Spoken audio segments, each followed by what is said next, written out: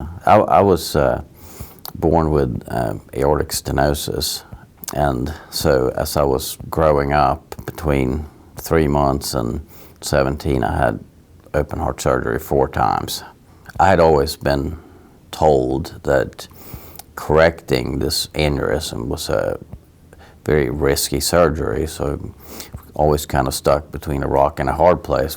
But met with Dr. Pointer, and he just explained new methods that have come up and how the risk of going through the surgery was very, very low.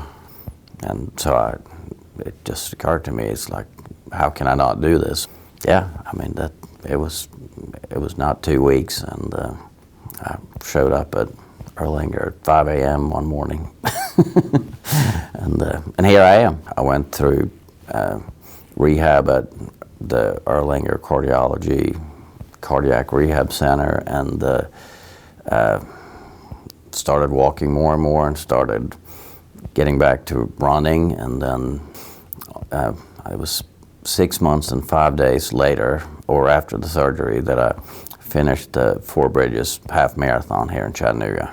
I've been told that there are quite a few people that have the same kind of problems that I had, you know, with an aneurysm, and probably many that have been told that it's a very risky procedure, and